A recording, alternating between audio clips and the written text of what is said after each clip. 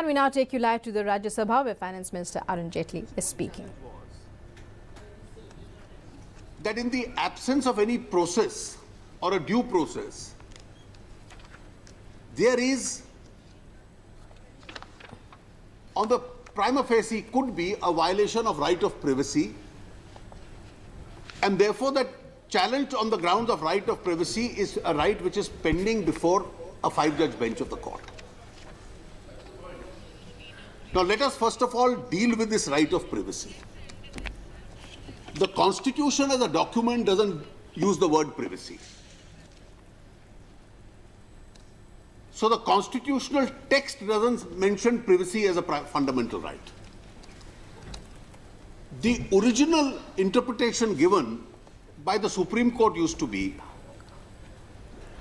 and through the 1950s, the interpretation by a very large bench was, particularly when the cases came up in the context of policemen going and making midnight knocks at houses, that privacy is not a fundamental right. There were clear pronouncements.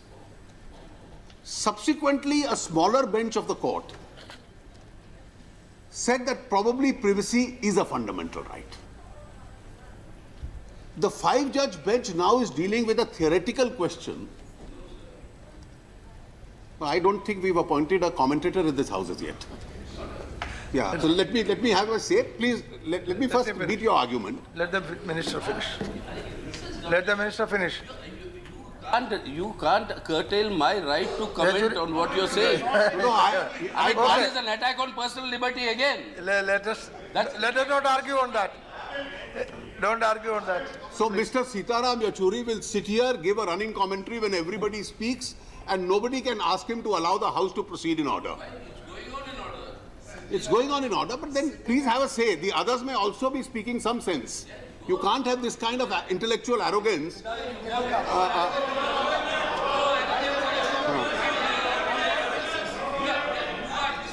No play. Okay. Let's not argue. Arrogance. Yeah.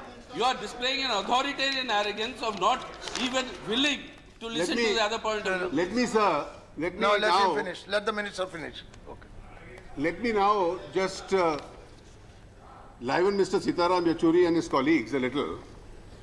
Somebody has sent me anonymously a few lines which I want to read for his benefit, because these kind of comments from him and his friends keep coming. And this is in the context of a larger debate. I am deviating from the point I was making. And the comment which has been sent to me, I'm sorry, I am deviating from the subject a little. If you criticize me, it is your freedom of speech. If I criticize you, it is my intolerance.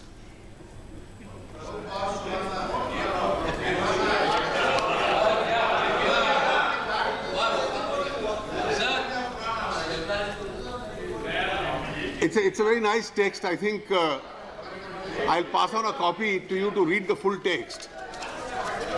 But privately tell me who's that anonymous writer. I still don't know. I still don't know. Okay, you can do it privately. Now you. But surely somebody who disagrees with you. So, sir, the question the court was considering is privacy the conflict between those benches in the absence of any law? Is privacy a fundamental right or not? The present bill presupposes and is based on a premise that it's too late in the day to contend that privacy is not a fundamental right. So I do accept that probably privacy is a fundamental right. Now, where do you fit in privacy as a fundamental right? And that is where I want to clear the misconception behind some of the amendments which have also been proposed in this debate which is on. It is contended, and broadly it is now accepted, that privacy is a part of individual liberty. So when Article 21 says, no person shall be deprived of his right of life and liberty without procedure established by law. So let us assume that privacy is a part of liberty, and no person shall be deprived of his privacy without procedure established by law. The underlying point is that privacy is not an absolute right. It's a right even in our constitution, if it's a fundamental right in Article 21, which is subject to a restriction that it can be restricted by a procedure established by law. Now, that procedure established by law obviously has to be a fair, just, and reasonable procedure. The case before the Supreme Court is you have no law, you have not legislated, you have not laid down any guidelines, and you have by an executive fiat created an authority where all the personal data and biometric information will go in. What will that be used for? Is this a fair, just, and reasonable procedure? The UPA government, therefore, was well advised to come out with a legislation. They came out with a legislation. The UPA legislation was, and I'll separately deal with the privacy provisions. The UPA legislation was that a UID authority will be created. A UID authority, there'll be a procedure how the authority is created. There'll be a procedure how personal details are taken and the storage of those personal details, the storage of those biometrics, and when can that information be shared and in what manner. That was the UPA law in effect. That law kept on being discussed between committees, etc. The law, unfortunately, could not be passed. What that information will be eventually used for, what is the purpose of that information, that was absent in the UPA law. So there was no detailed chapter in the UPA law. Maybe they thought subsequently by rules and otherwise they could explain what that information will be used for. Now, I'm not criticizing that law because since it was the beginning of a thought process that you need the unique identity number and you will use this unique identity number for some purpose. So obviously there were some gaps, and with passage of time that law itself could be improved. The present law in pith and substance is completely different.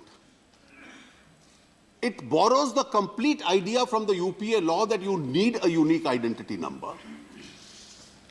And to that extent, I give them all the credit for it. That was an idea which was rightly created. There'll be some personal details, there'll be some core biometric details. Compared to the UPA law, and I'll subsequently show it, demonstrate, there's a very strict procedure. The privacy law is much more tightened. And the core purpose of this law is that both center and state governments give several subsidies to people. There are monetary assistances given, there are cost rebates given, there are subsidies given which are worth thousands and thousands, almost lakhs of crores. Now the purpose of these subsidies is that these have to be quantified amounts given to identifiable sections. If subsidies are given as unquantified amounts to unidentified section, then non-merit people will get the subsidies, the merit will not get it. And from the public exchequer, you will keep spending money, which doesn't go to the targeted people, which goes to the people who don't deserve subsidies. So today, every central government, every state government, in some way or the other, is assisting the people by way of subsidies. So you are entitled to take a UID identification, but if you want the benefit of that subsidy,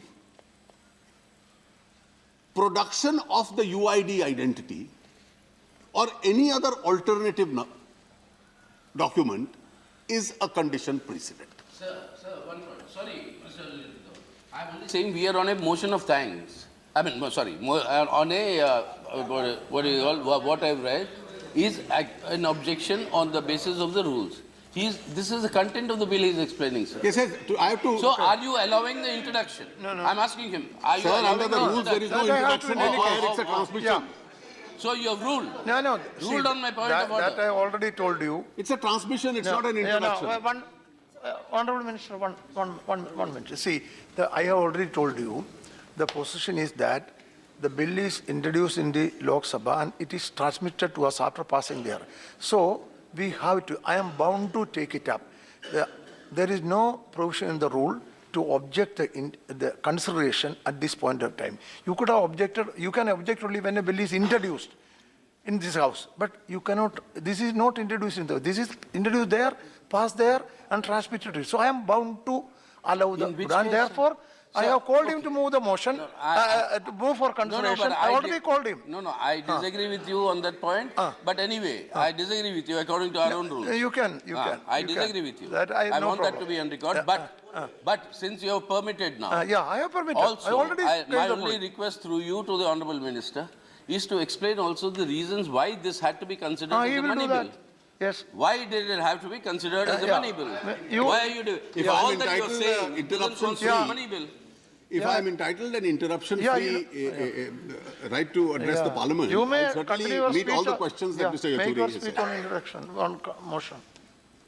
Therefore, the nature of this bill is, the core of this bill or the pith and substance of this bill is that government monies are being spent by centre and state governments. When you spend that money, in order to ensure that money reaches the right man, you insist on the identity of the person. And the other provisions in the bill are how that identity is going to be determined. Now, 2 or 3 questions which arise, which I may prima facie like to satisfy these honourable members of this House. The first is which Mr. Yachuri raised. Because to an unlegislated executive decision, a challenge on Article 21 is pending, the House must suspend its power to legislate. My respectful submission is, it's an unsustainable argument. Parliament will not voluntarily abrogate its authority, it will not surrender or squander its authority, merely because some case is pending in a court. So the argument of sub judice is not valid. There's nothing called sub judice. Sub judice on a legislation? No, that's what I'm asking you. You have used that argument so many times. You have used that argument so many times. Sir, Matter is sub judice. Sir, sub judice is an argument which is available when issues of individual culpability are pending in court. You don't prejudice a trial or a hearing in a court by discussing it in a parliamentary forum. So tomorrow, if Article 356 is imposed and somebody challenges it in court, you will say it must not come up before Parliament for ratification because the challenge is pending, the matter is sub judice. Can it ever be a sustainable argument? There are issues where important political and constitutional issues are pending challenge before the court. Legislative bodies don't lose their right to discuss those issues. The sub judice rule today has to be construed as applicable to matters of individual culpability so that we don't prejudice trials. Therefore, the best way, if Mr. Yachuri's argument is accepted, that somebody should file a petition challenging an issue in court and then says Parliament has lost its right to legislate because Supreme Court has taken over. If that were to happen, then you would have a third chamber, the Supreme Court, to legislate, and both houses of Parliament itself would lose their authority. Sir, if you'll permit me, I entirely agree with you. I entirely agree with you. Therefore, allow me to proceed on the next point. But I want. Yachuri ji. No, sir. Let him finish. Yachuri ji, let him finish. Yachuri ji, let him finish. Then I will allow you. Let him finish. I will allow you. Let him finish. I will allow you. Let him finish. Yes. Let him finish. Therefore, sir, Yeah, please. merely because an unlegislated executive action of the government has been challenged before a court, Parliament does not lose its right to legislate. That's absolutely clear. It's as clear as daylight. Second, why is it a money bill? And that is a question that Mr. Naresh Agrawal raised. Though this House, in my respectful submission, doesn't have, should not have been on a matter of propriety discussing it since it has been raised and a contention made, Article 110 defines what a money bill is. Subclause C of Article 110 is absolutely clear that if monies flow into the Consolidated Fund of India, and if monies are spent out of the Consolidated Fund of India, and a law in pith and substance deals with that matter, it becomes a money bill. What if that law has several other provisions? Will it cease to be a money bill? That's a question. Now, the first Lok Sabha was faced with this issue because Article 110 uses a word only if. So, only being a narrower phrase, must the bill only deal with a taxation provision? Must it only deal with an expenditure provision and have no other provision? Therefore, the first Lok Sabha was confronted with this question, and Mr. Mavlankar gave a detailed ruling to say that there is no law which can ever be framed which is a one-section law. And that one-section law says there shall be a tax for the following. When you say there will be a tax for the following purpose, you will need an administrative machinery for the levy of that tax, for the collection of that tax, for the appointment of taxing officers, for an appeal provision, and for the general administration of the tax. Now, will those provisions which provide for administration of that taxation render a money bill to be a non-money bill? That was the question, and Mr. Mavlankar clearly gave a ruling. The answer is no. It will remain a money bill if the principal purpose of that bill is to impose a tax and the incidental provisions. And if you now read Article 110C read with Article 110G, G means any other power incidental to the main purpose. So the purpose of the present bill is money spent out of the Consolidated Fund of India, which go towards the expenditure of subsidies, makes it a money bill. The administrative machinery around it makes it under subclause G a provision incidental to the administration of that money bill. And Article 110.3 clearly says, in this matter, it is the satisfaction of the Speaker of the Lok Sabha which is final, and since it is final on a matter of propriety, Yes, that is all. in a bicameral house, We cannot discuss that. No. That it question, doesn't happen. no, that question cannot. No, Honorable Minister only explains. I am not allowing to dispute that whether it is money. Let him complete. No, please. No, please. Sir, I have given the ruling. It's money bill as per the certification of this Honorable therefore, Speaker. sir, We have to obey that. Naresh जी, एक minute, बैठिए, मैं इसको और स्पष्टता से मैं समझा देता हूं. The test to be applied is merely because there is a provision that we have created a particular authority and monies will be provided from the Consolidated Fund of India for that authority will not make it a money bill. Supposing a development authority is created and the funds are to be met from the Consolidated Fund of India, in pith and substance, the bill deals with the creation of the development authority and its functioning. Providing funds is incidental. It won't be a money bill. That's the answer to Mr. Raja's question. But if the principal purpose is money spent out of Consolidated Fund of India have to be spent in a particular manner, and a machinery is created for spending that money, then Article 110C read with Article 110G, that is spending money out of the Consolidated Fund of India and any other matter incidental thereto, the machinery created is a matter which is incidental thereto, and therefore that is why it's a money bill. This satisfaction to that effect has to be of the speaker. And therefore, once a speaker satisfies herself and says, I certify it's a money bill, this money bill then is transmitted to this House. It will be a money bill and no authority in the country can question that provision. Yeah. Now comes the third question. How is this bill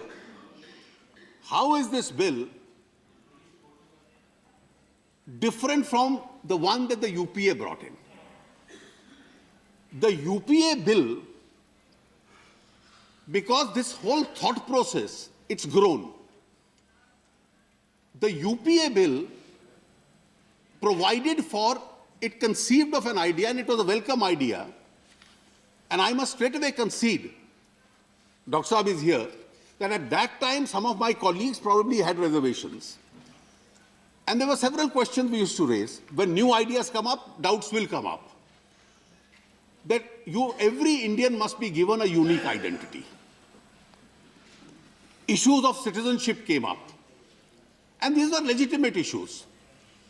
The UPA bill at that time confined itself, let's create an authority. Mr. Nilikani was created as the authority. He brought in the technology, he brought in the expertise.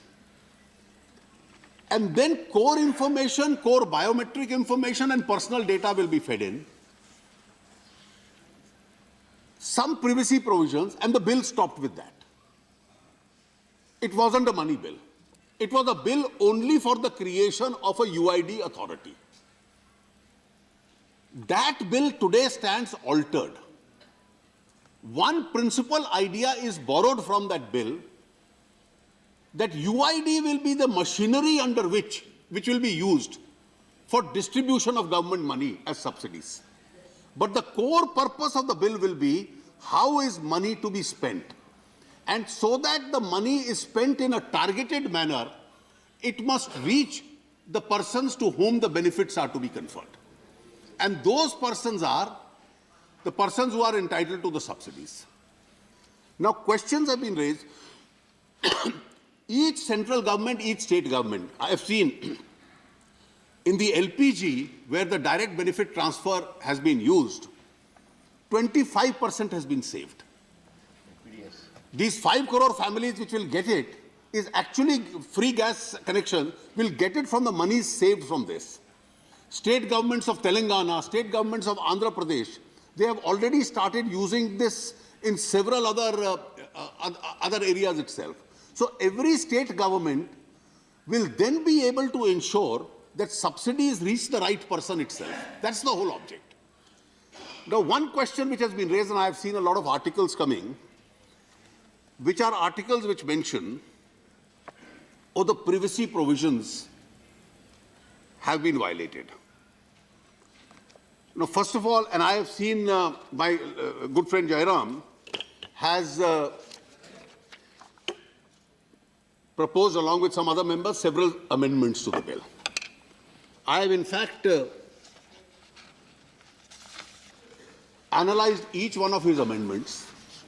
I'll address the House after he moves those amendments. Most of those amendments are against the UPA bill itself. So what were the provisions of the UPA bill today are being damned by these amendments, and we have borrowed those ideas.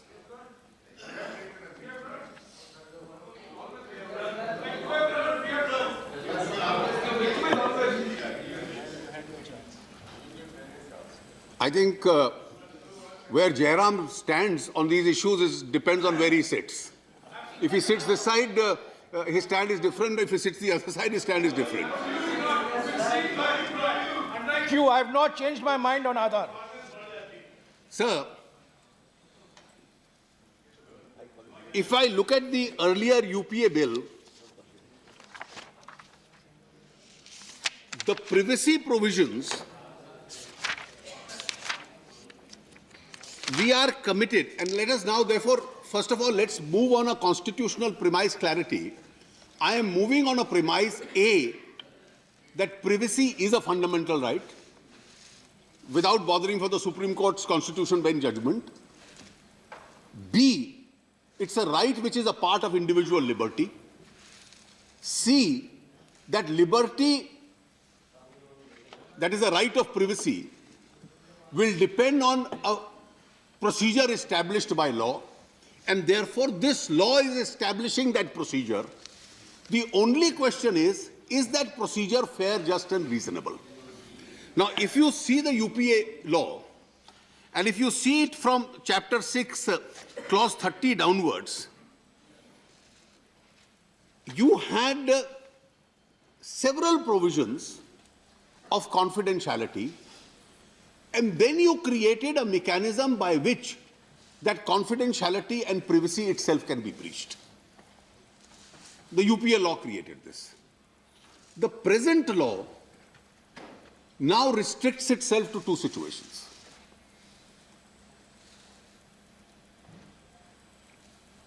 A person by his consent can say that my personal data can be shared, so you need his consent. But his biometric data can't even be shared with consent. The core biometric data. So it's a much tighter provision. The UPA law spoke in terms of authorities which are created, which can then say that on grounds of mention in the bill, under special circumstances, some data can be shared. What have we done?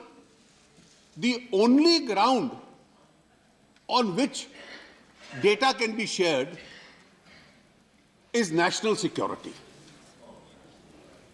And who will decide that national security? One authority will be created in Delhi. That authority will be headed by an officer of a certain category. And then the decision of that authority will be reviewed by a committee headed by the cabinet secretary. So an authority headed by creating such a tight provision, is that tight provision which we have created by legislation, is that procedure established by law? Is that a fair, just and reasonable procedure? The answer is yes, it is. Now, if we look at the entire history of similar legislations, sir, a legislation of this kind for the first time came, I've seen in the United States. In the United States, the Social Security number legislation was first created, which is an equivalent of Aadhaar, in 1935. So we are already 80 years behind times. Now, 80 years behind time, this was repeatedly challenged. Same debate took place 80 years ago. And over 80 years, they've been adding. I have a list. For income tax, they made it compulsory. For some policies, they made it compulsory. For buying bonds, they made it compulsory. For a lot of economic activity, they made it compulsory. For possessing arms, they made it compulsory. So there is a list running into 10 pages where they kept expanding it from time to time. Now, this has helped them in matters of national security. It has repeatedly been challenged in the US. Does this violate the due process? Because in America, just as we use the word procedure established by law, they use the word due process of law. Though I must concede that now with Supreme Court interpretation, the two almost mean the same.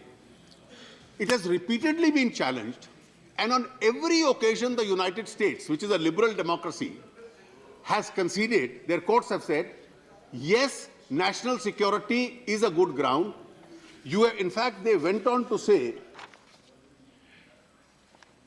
a person may need to make a choice between receiving a government benefit and adhering to religious beliefs. So you have to choose that if you want government benefits, you need this. But some information, if it is required for national security, can always be shared with national security. There's a series of challenges which resulted in that. Now, sir, in a nutshell, if I take all these objections, the purpose of this bill is distribution of government monies by subsidies. Yes. The rest is incidental, so it's a money bill. Two, merely because executive action challenge is pending in the Supreme Court. This Parliament cannot suspend its right to legislate. And 3, learning from the UPA experience and the kind of debate which took place, we have further tightened the privacy laws much more than what the UPA had in its bill. I am straight away conceding that the debate evolved, so we learned from our experience. And the only ground now is national security, which every member has to agree gives way to an individual's right, has to give way to national security, and therefore this House must accept the recommendation in relation to a money bill of the House of People. No, you move the motion. You say I move the bill. I move the motion for Sir, consideration. I move that the Aadhaar Targeted Delivery of Financial and Other Subsidies Benefit Services Bill 2016 be approved by the House. Yeah, okay. Yes, I think, no, actually you speak first, because now for discussion, Part of yes, discussion. you can speak first. Yeah, we are taking, because it is already moved for consideration, so So, sir, I'm underlying the word moved. bill is moved. So It is moved for consideration. So you were telling me earlier it's not moved here. It is No, not I only already said, transmitted. it's now moved. No, you insisted on moving. Yeah, otherwise I cannot. Please underline. Note the No, I am bound to move it. I am bound to allow, because I said, no, I have, Achuri, Mr. Achuri, I made it very clear Okay. that since the bill is transmitted from Lok Sabha, after having passed in the Lok Sabha, I am bound to allow to move it. Because no objection, no, all your objections you can raise when you speak, and that I am allowing you to speak first. And your party has 6 minutes, you can take 6 minutes.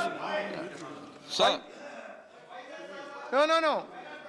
No objection. I said no objection will stand. I gave ruling twice. you want to Objection speak will not stand.